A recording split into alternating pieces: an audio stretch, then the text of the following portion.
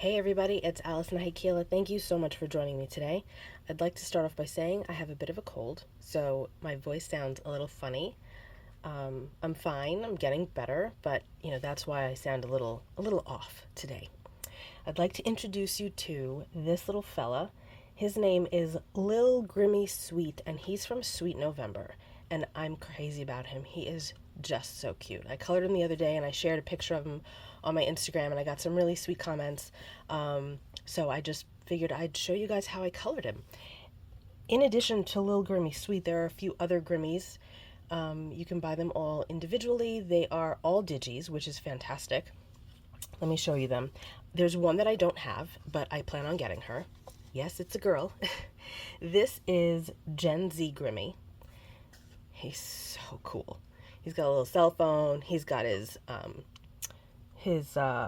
sickle on his shirt as opposed to holding one. He's got his sneakers on, a hoodie. I love it.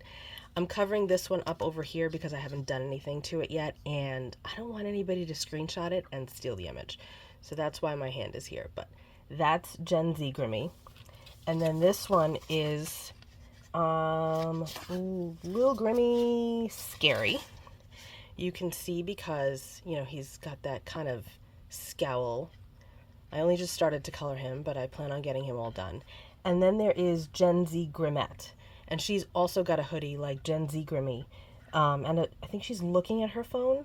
I don't recall, but she's adorable and I need to get her. So I love all of these digis. They're fantastic. And I figured I'd show you how I color them up. So why don't we get started? I have all of my zigs already pulled out.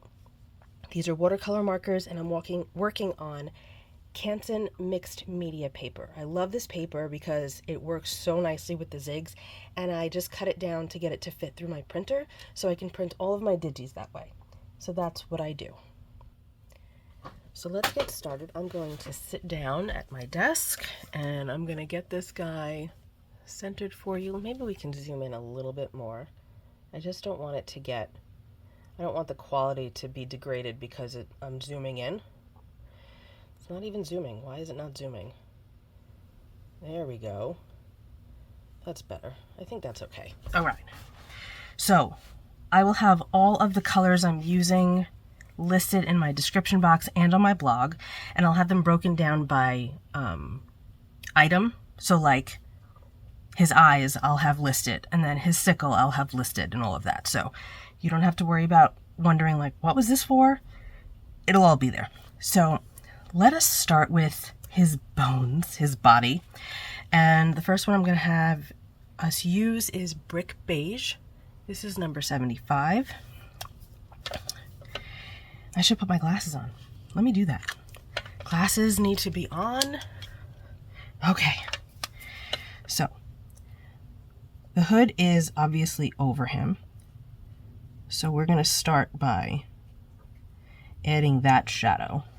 And I've got this guy here so I can use him as a reference, so you can follow along and see where I'm going with things if you want to. And it'll probably come out a little differently, and that's fine. These are all hand colored, so there's always going to be some differences. And then you've got this line here that's indicating a shadow, or depth, really. And then we're going to bring this around, like so. And then I'm going to do over here and swing that around and underneath. I'll leave this part open.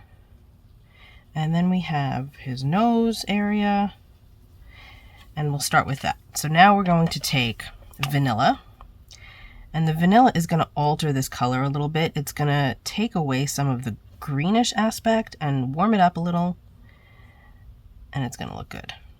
So you can see how I like to go in a circular motion because Tomato's awake and he just ate. So he's, I'm hoping, happy. I wish he wouldn't yell like that. Tomato!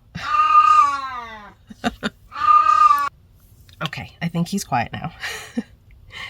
I want to add a little shadow under this eye too. I'm going back with the Brick Beige just so that I don't forget.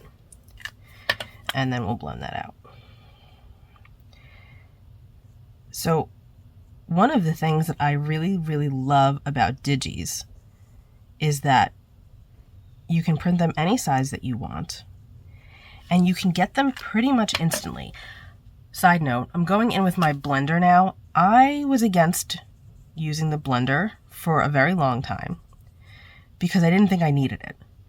But I am not a huge fan of water brushes. I've got a couple. They're just not my favorite thing. I prefer to have an actual cup of water with a regular brush because I feel like I have a lot more control than I do with a water brush, one that is filled with water. I don't think I have one here right now. I do. So this is a water brush. There's a chamber here and it's filled with water. And then you have the brush and the water comes out as you squeeze it and as you work with it. But I feel like I don't have very much control with that, so I don't tend to use them. But the blender is great because I tend to not always color in my craft/studio space. So this allows me to blend on the go and not require like a cup of water and a brush. So I will say that I've been using it quite a bit. It's helpful. Okay, so now I'm doing his hands. Oh, we got to do his little neck here.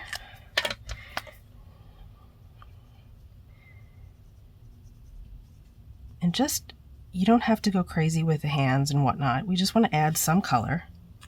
I got to blend this a little bit. There we go. He's looking cool already. Okay. I'm going to do the eyes much later because it's going to be such a deep black that I don't want to accidentally touch it and smudge and all of that stuff. And of course the cat's going to start again, even though I thought he was going to be quiet. It's good to have some area to use as a scratch surface just to kind of wipe off the marker because you're going to wind up having excess color on there, and it's good to get rid of it so that you don't actually put it where you don't want it later. Okay? All right, moving on. Let's do his sickle now. I'm going to move these colors out of the way. So for the sickle, we're going to use dark brown, deep brown, and oatmeal. So that's 62, 68, and 64.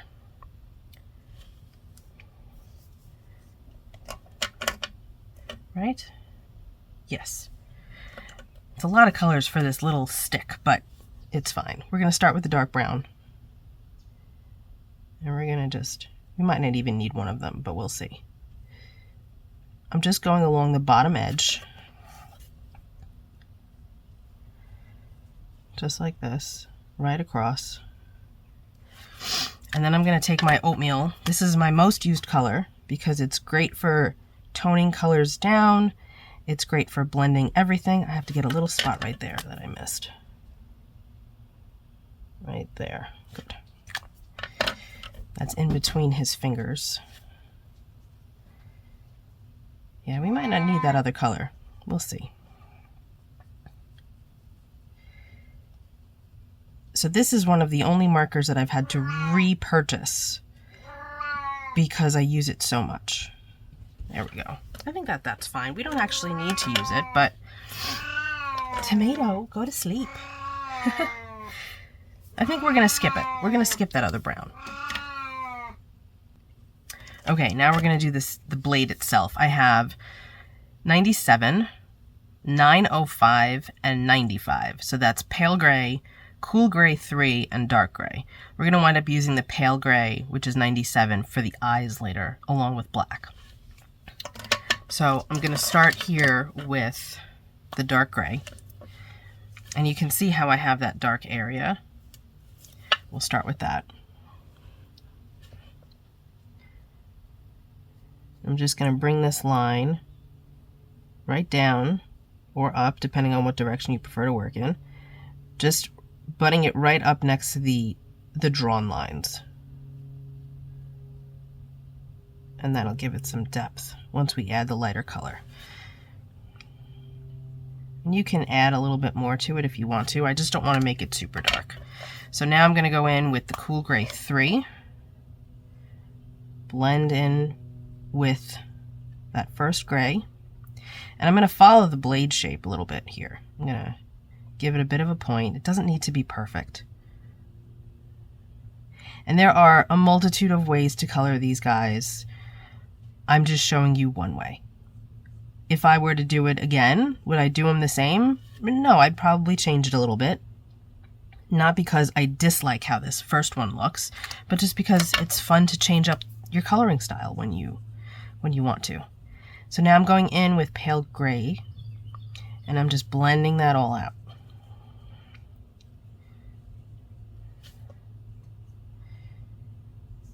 I'm gonna go in here, fix this edge. And now I'm going to wipe off the excess because I want this center piece to be as light as possible. So I don't want any of the residual ink on there. See? That's fun. Okay, we've got our sickle. Cool. Let's do the shoes. Let's do the shoes. Oh, that's why I have 3 colors here, because there you go. The shoes and the handle are the same colors, but I added an additional color to the shoes. Forgive me. Like I said, I have a bit of a cold. So we're going back with oatmeal, dark brown, and deep brown. And now we'll use all 3 colors. Okay, so I'm going to start off with deep brown. Do the soles, leaving white space there so that we can have a bit of a highlight. Same with the shoe itself, but I'm making it jagged because I don't want it to be perfectly smooth.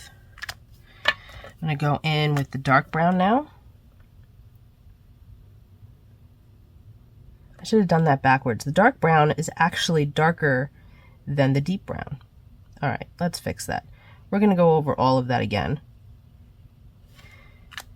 And now we'll take the deep brown back and bring in some of that color, just a bit. It's just a scribble. And now I'll take the oatmeal and just go back and forth. See how I'm going back and forth like that? And that will blend everything together. Now, what's nice about using a light color like this is if I want it to be lighter in the middle, I can push that color away with the brush. See that? See how different that looks now? I'm going to wipe it off. And I'm going to push that color away with the brush. And you can see how much lighter the color gets versus what it was when it had all of that extra ink on it. So that's why it's important to have like a scratch off surface. So those are the shoes. Okay. I need to grab my light gray and we'll do the eyes last, I think. Now we're going to start the cloak. I'll start by showing you a close-up of what my original looked like, and that's what we're going for. Again, if it's a little different, it's okay, because they're all hand done, so you have to expect some differences between one to the next. But you can see that on the shoes, it's got a bit of a highlight, like above them. Around the face is highlighted, okay? Inside the cloak is darkest. All right, so that's what we're going to do. For this, these are some of the newest colors. I have them out of order, I'm sorry. So we have 806, 807, 808, and 809. 806 is pale violet, plum mist, plum gray, and purplish gray. So we're going to use all of these colors on this cloak. And I am going to put them in order because it makes things a little easier for me as I'm working. I tend to hold my markers, especially if I'm on the go. Like if I'm at a doctor's appointment or something, you know, I'll hold 3 or 4 of them as I'm working. It just makes things a little easier, and I make sure that they're in order because then I can grab the right one easily. But you work however you want to work. I'm going to start off with my purplish gray, which is the darkest one. It's number 809, and we're going to do the inside of the cloak sleeves. Carefully go around the hands. You don't want to touch the hands so that they don't turn purple. Underneath the arm, and do the inside piece here. We're going to leave a little bit of that empty just so that we can go in with our 808 and add a bit of a lighter color. Not too light. We don't want to go in with that pale violet, but we want some color difference there. Okay? We can always blend that out later if we feel like we need to. Next, we're going to do underneath the hood. That's going to be nice and dark. So again, we're going in with that purplish gray. And I'm going to bring this line down to make it look as though this is overlapping a little bit. Down the seam. And then up and over the shoe.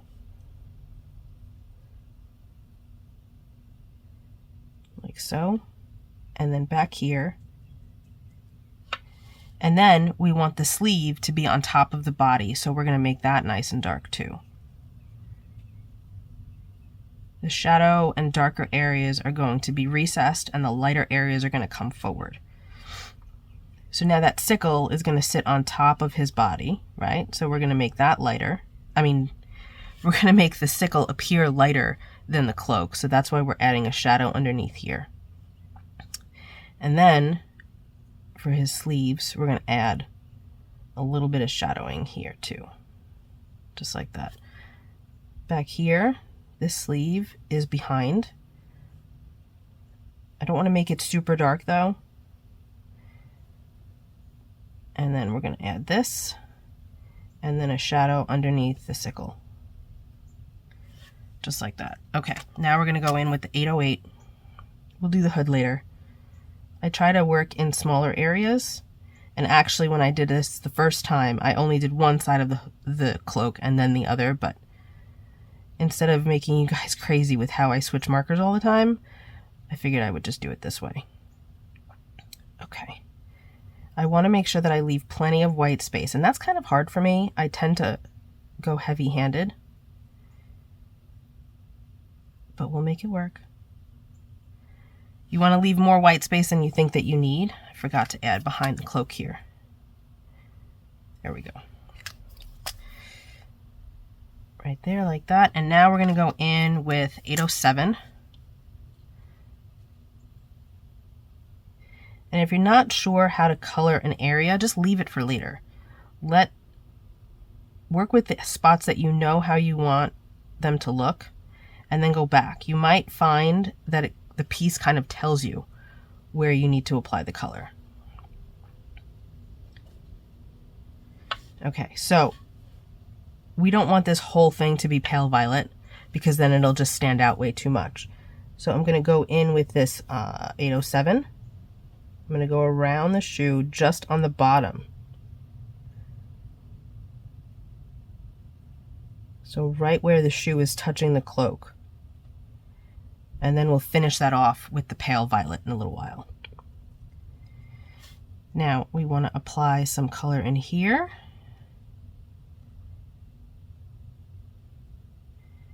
And I'm going to make this a little darker and bring that up because we want to show roundness. Give a little shadowing in here, but not as dark as the rest. Okay. And then a little there. Might need to add a little bit more here and there, but we'll see. So now I'm going to take the pale violet and we're going to make magic happen with this. We'll start here. Doesn't really matter where you start. And just start blending that color. I'm going in an up and down motion, and we're just going to add that color. Following the shape of the sleeve. We'll probably add a little color in the chest area there, we'll see. We can pull color up from the bottom or from the top. I'm kind of going for like a velvety look. I don't want it to look like hair or fur. I don't want it super streaky. I want it to be kind of a soft blend. Doing the top of the sleeve now, bit of the shoulder. Now let's go in and do the bottom here of the cloak. See how that's looking highlighted now? Okay, got to get in between these fingers too. So I'm going to go back with 807 and just add some color there. think that we need a little bit more in here. It's a little too light. Same with this sleeve. And then we'll grab our pale violet again and just kind of blend that out. And again, if you find that you've gone too dark, you can use that pushing method and kind of push that color back a little bit. But I don't want to push that. I just wanted you to see that you can.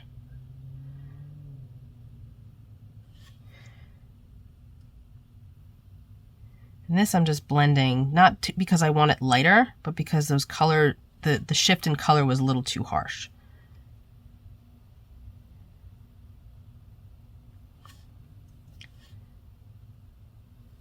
How's that? I think that's so cute. Let's take a look. We'll compare. Let's compare the two. And that's still wet, but he's looking really cute. You can see that this is still a little wet. So let's start with the hood. Okay, again, we're going to start with the darkest area. We're going to go in with purplish gray, and the area underneath where it overlaps, and then next to his skull.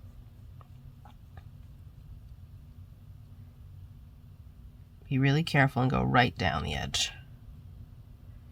And then round it off.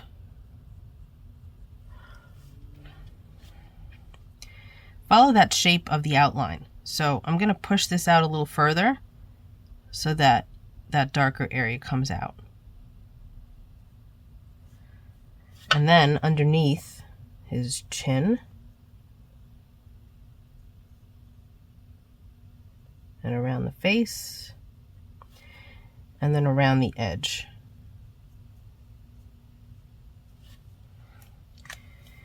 Going in with 808 now. Let's just do the inside for now. And I'm kind of mangling it a little bit. You see how it's not smooth? Because the edge of the cloak isn't smooth, or the hood.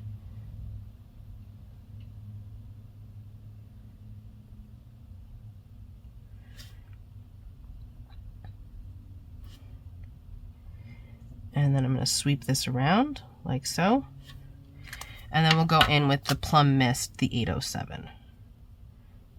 I don't want to add any of the pale violet here because this is the inside of the cloak. You can if you want to. There are some really great versions, samples on the Sweet November site. Their team does amazing work, and I highly recommend you check them out to see what other ideas they have. That's the inside. Very cute. Okay.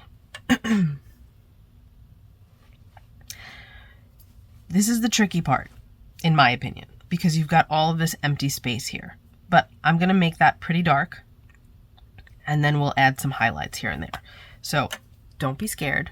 It'll be fine. We're going to start with our purplish gray, and we're just going to attack this area. I'm going to leave some area in the back for there to be some highlight. Bring this forward, but again, not too far because we want to have highlights. Then just take a look at the folds, okay? This is behind, this is behind, this is behind, and this is underneath, right? Now with this one, I left this a little lighter, so I might change that, but we'll see. Again, it's all right if you do it differently each time.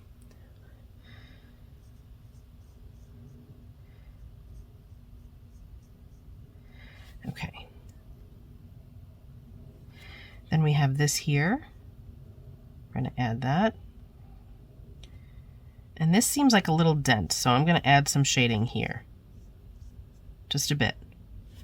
Okay, we can always add some more later if we want to. It's a little trickier to take it away. So now I have the plum gray. And we're going to start by going around that area that we started with and just sort of blending it. But again, not too far because we want to allow for room for highlights. But we're not going for shine either.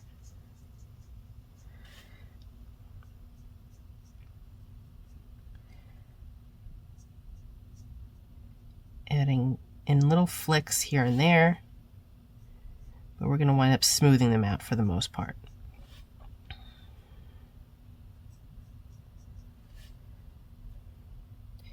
And then I'm going to add a touch of it over here because this is underneath.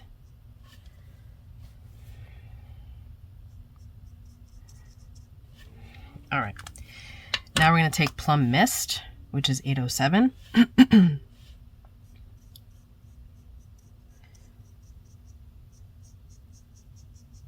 Going over that original spot just to blend the colors a bit more. Adding some here. And once we get that pale violet, it's going to just totally change the look of it. It's going to look great. I'm following that line just loosely.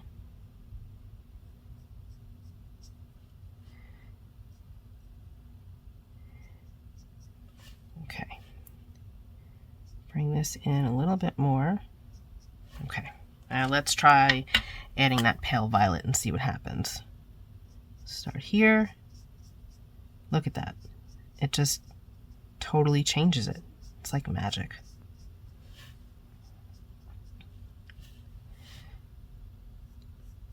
And now that I have some of that color on my marker, it's not quite as shocking of a change in color.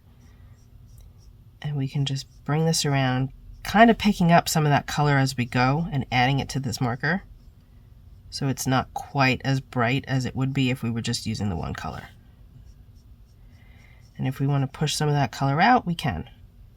So I'm starting in the back and I'm pushing it forward a little bit. See that? And here again, I'm just going to push some of that color out and then smooth it.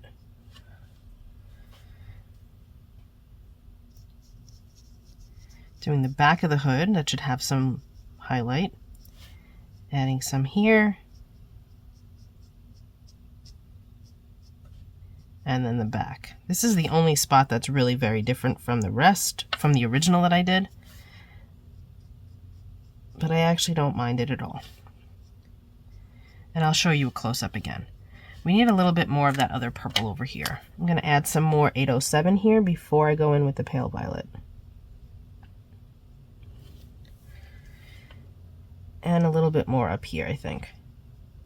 The nice thing is that we're putting so much pale violet down that the paper is nice and wet, so things just start to blend automatically, which is helpful.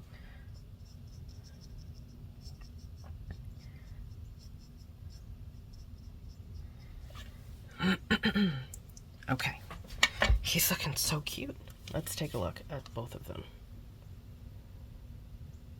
See, this highlight here is really the only major difference, and I added it back a little bit. Got a little hole there, I'll have to fix that.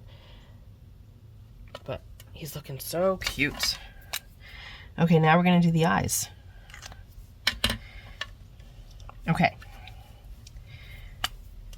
This can also be a little scary because you're going in with black, right?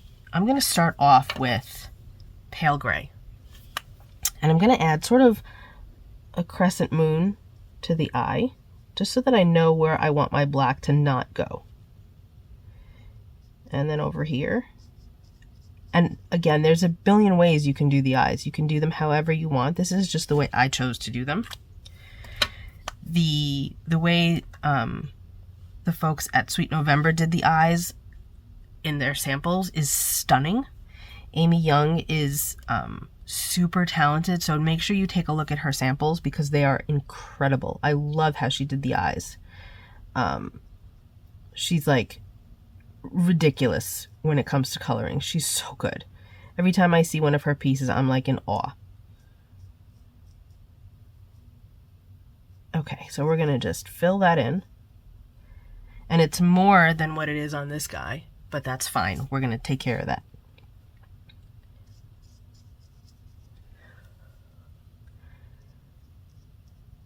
And then we're going to carefully go in. So this is just black. This is 010.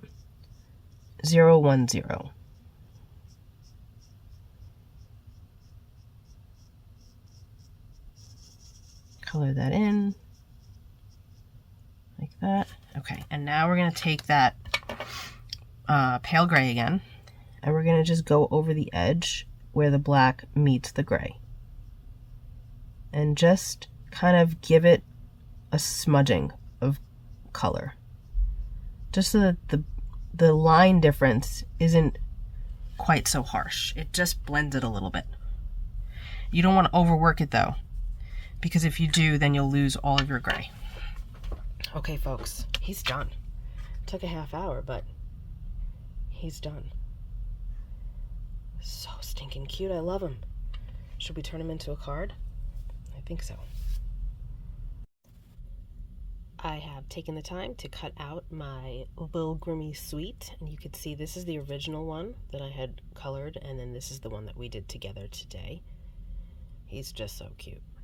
And you can leave him with all the white space if you want to. There's even a background that you can get from Sweet November stamps that you can use with Grimmy, and it's totally perfect. But I opted to cut him out, and then along the edges, like I always do, I use my Faber Castell black PITT pen with the brush tip, and I just go around the edges just to make it nice, clean, and finished. I realized that I haven't worked with my alcohol inks in quite some time, so I thought it would be really nice to have Grimmy on an alcohol ink background. I'm going to be using poster board paper from Dollar Tree. This is what I typically use for alcohol ink. Sometimes I'll use glossy photo paper, but I really like, and I just dropped it. I really like how this works, and it's really inexpensive. Like I said, it's just from Dollar Tree. You get a bunch of sheets all in one, and the sheets are quite large, so you get a lot out of one sheet. I do have a couple of videos on this too, so I'll try to link them. Otherwise, you can just do a quick search on my channel. I definitely have one called Wispy alcohol ink, and that's going to be kind of the same technique that we're going to be doing today. So I have Eggplant and Pitch Black. Do you see how old these are? Very, very old. I also have Alloy and Sterling. I have this on its side so that the color, the metallic bits of it will continue to not just drop to the bottom of the bottle.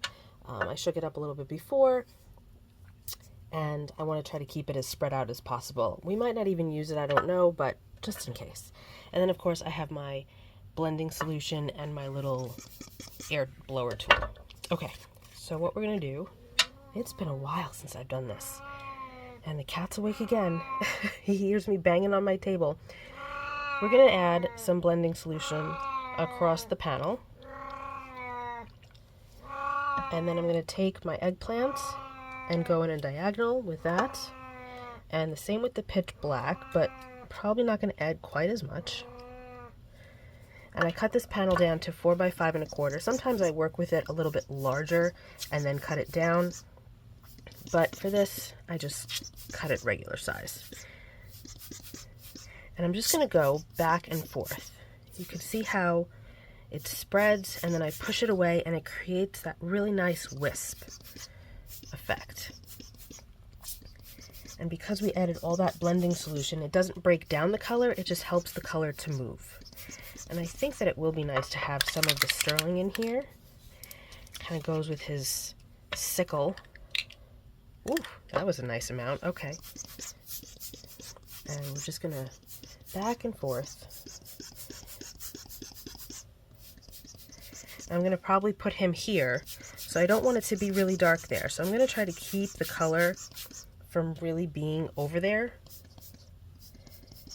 because I don't want him to get lost. Otherwise, I'll have to put a mat around him, and then it's like, well, why did I bother cutting him out like that? So I do want a little bit more of this, because that metallic is just so gorgeous. I love how it like breaks up into those chunks. It like finds itself and makes a chunk and separates in some areas, but I don't know, it's so much fun. How do we feel about that? Where's my Grimmy? I don't want to set him in here, but that's looking okay. I feel like we need another color though. Maybe Vineyard. We have Vineyard. This is more of a bluish purple. I think that that's going to work well with this. I'm going to add a little bit more blending solution. Yeah, that's a good color. I probably should have started with Vineyard, but I have a tendency to just go straight for the Eggplant because that's my favorite.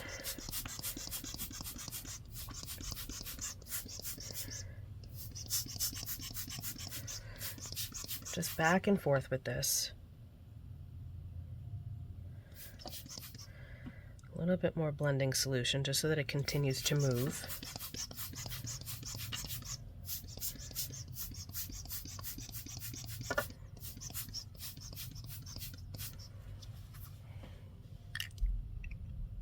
And a touch more of sterling.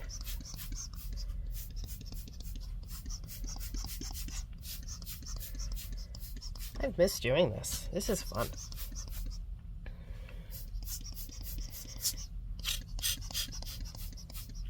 Alright, let's check out Grimmy here. I think that's pretty cool. This is a little dark. Let's see if we can get that to move a little bit.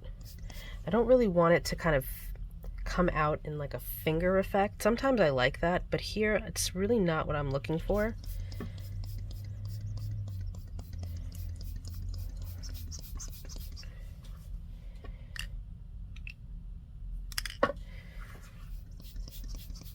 This is a lot more than I typically add, but it's okay.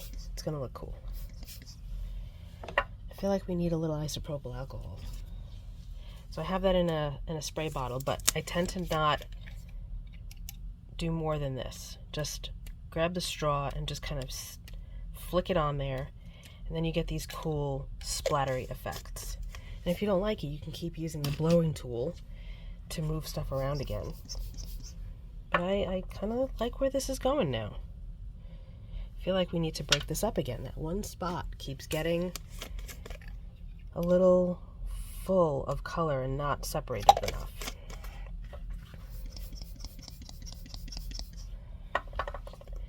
Maybe that'll be where we put our sentiment. We'll see. What do we think? I think he looks cool there. That's a fun background. All right, now we need sentiment. So I'm going to clean all of this stuff up because it's all over my desk now, and we'll get our sentiment going. While I was waiting for this panel to dry, I grabbed this Hey Boo die set from Ellen Hudson, and I cut it out of holographic cardstock for the background and then a deep purple for the top layer. This may not be available anymore. Ellen Hudson is retiring. They will have an Amazon store, but I don't know if this is still going to be available. If it is, I will be sure to link it below. Use what you have. There's a ton of spooky phrases out there that I'm sure that you've got in your stash if you love Halloween like I do. This is still sticky. So when that happens, it's because I used too much product, which I know I do, and that's okay.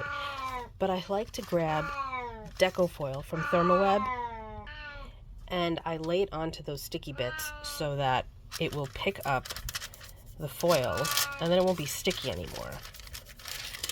And then you get these cool little magical areas of like iridescence or whatever color it is that you decide to use. There's not going to be a whole ton on here, but that's okay. Oh, he's so loud. And you just burnish it with your finger and you see what you end up with. And if you get some to stick, then that's great. If not, you can also use an anti-static powder tool, but that will leave a bit of a powdery residue behind. So if that bothers you, then you might not want to do that. But for me, the foil does just enough. Look at how pretty that is. Little bits of rainbow here and there. Okay, so now that we know that this is all set and good to go, we're going to apply our Grimmy, and we're going to get our Hey Boo on here. And then we'll throw it on a card base and see if we're going to do any treatment to the edges. I grabbed some Heavy Doodle foam tape. This is 3mm deep and 5mm wide. You can see that I've used the heck out of it. And I added it to the back of Grimmy. And he's going to just sit right here. This foam tape is fantastic. It's really great for shaker cards. But we're not making a shaker today, so I'm going to add some adhesive to the back of my Hey Boo. This is Barely Art's glue. It's gonna just sit right here. Just like that. See, we're covering up that area that was making me a little crazy. I'm going to put my block on top of it just to make sure it stays down. And now I have a white card base, which you know I'm not going to leave white. And I've got my Versamark ink pad. I'm going to apply the ink to two sides. And then I'm going to grab Lost Shadow Distress Embossing Powder, the glaze, excuse me. I'm going to just grab a piece of scrap paper here so that it will catch all of the excess. I just fed Tomato and now he's bugging out again. Oh, this is what happens when you have a 20-year-old cat.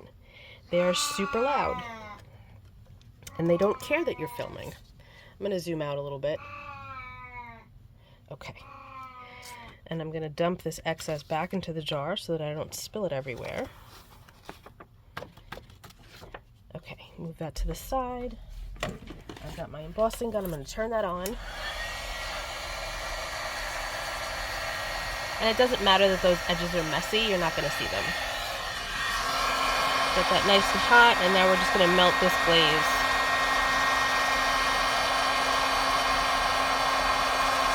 And it's going to give a nice gray sheen to the edge of our card base.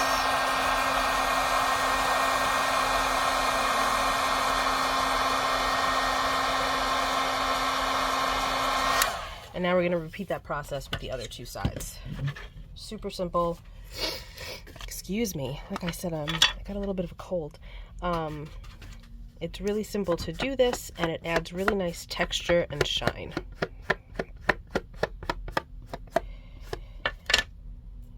Dump that on here again. Perfect.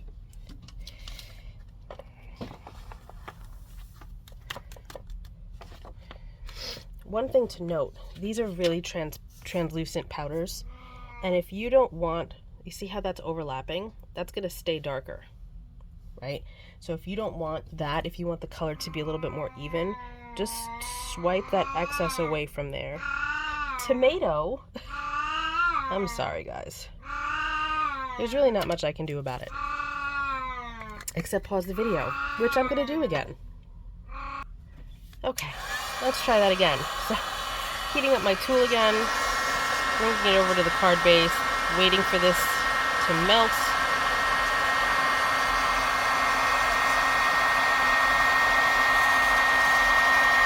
This is one of my favorite things to do, is to watch embossing powder melt. Love that. Okay. Get rid of my brush, close up my Versamark ink, get rid of my scrap, bring my layer over, and let's check that out. Look at how cool that looks, you guys. Oh, I love it.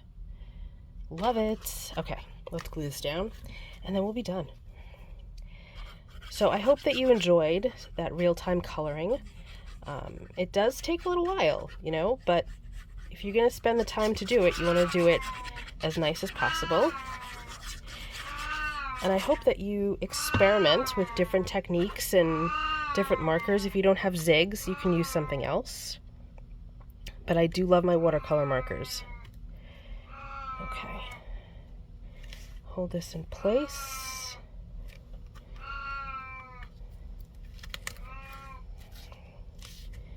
And that is our card. It's still a little wet.